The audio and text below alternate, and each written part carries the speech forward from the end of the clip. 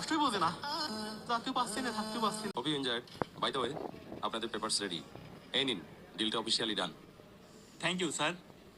ঠিক আছে, আপনারা এখন আসতে পারেন। স্যার, পেমেন্টের ব্যাপারটা? মিরাজ সাহেব, আজকে তো আমাদের ব্যাংকের লিমিট শেষ, আর আপনাকে আজকে টাকাটা দিতে পারবো না। আপনি নেক্সট উইকে আসেন। ওকে, নো প্রবলেম স্যার। ঠিক আছে, চলেন। আচ্ছা ঠিক আছে।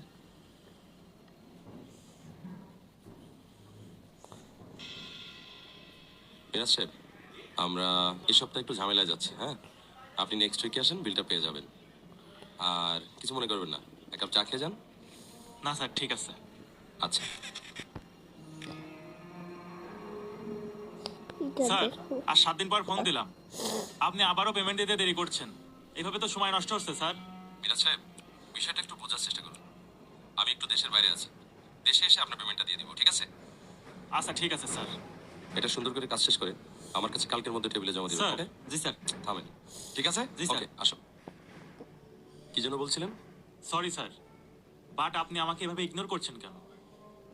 আমাদের পেমেন্টটা নিয়ে ঘোরাচ্ছেন, 1 মাস যাবত ঘুরতেছি। এভাবে ঘোরানোর কোনো মানেই হয় না। ইচ্ছে করেই আপনাদের পেমেন্টটা দিইনি। ইচ্ছা করে? আপনি ইচ্ছা করে আমাদের পেমেন্টটা আটকে রাখছেন, কিন্তু কেন স্যার? মানুষের প্রাপ্য সঠিক সময় বুঝে না দিলে কেমন লাগে সেটা আমি আপনাকে রিয়েলাইজ করালাম।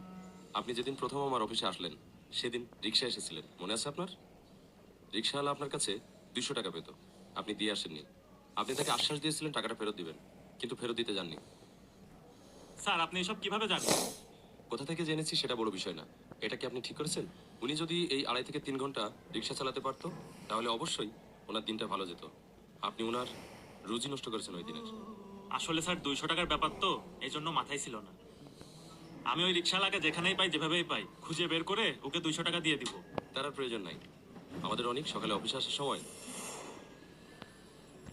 এই এখানে রিকশা আসতো কেন? এটা কি রিকশার কাছে জায়গা? যাও এখান থেকে। স্যার, আমি দুইজনের কাছে ভাড়া পাবো, তাদের কাছে ভাঙতি নেই বলে ভিতর থেকে টাকা ভাঙায় আনতে গেছে, এজন্য আমি বসে আছি এখানে, কিন্তু তারা এখনো আসেনি। ভাড়া পাবা? তো দেখছেন এটা আরো মিনিট আছে, বাকি হচ্ছে মাত্র 6 মিনিট শেষ। আজকে কিন্তু ভোররাতে আমাদেরকে ইফতার করতে হবে, তো আপনারা দেখেন আমরা কেমন আপনাদের সাথে এটা ইফতার আমাদের করি। শেষ ডিল, ঠিক আছে? তো আপনারা এটা দেখতে থাকেন। এই নিন, শেষ হয়ে যাচ্ছে এখানে 10 কিন্তু লাখ আছে, দেখেন আর বাকি 10 লাখ প্রায় আমরা আপনাদের ব্যাংকে দেখেন দিয়ে দেব আজকের মধ্যে কত। ট্রান্সফার করে, ঠিক আছে? জীবনে যদি বড় হতে চান আমারও তাহলে নবীজির একটা হাদিস এরকমটাই মনে রাখবেন। হয়েছে। শ্রমিকের ঘাম মানে শুকানোর আগে দেখেন এই যে আপনি আপনারটা দেখেন বুঝে নেবেন। এরকম সাইজটা, এই যে দেখেন ওকে, এরকম সাইজ। আসতে পারেন।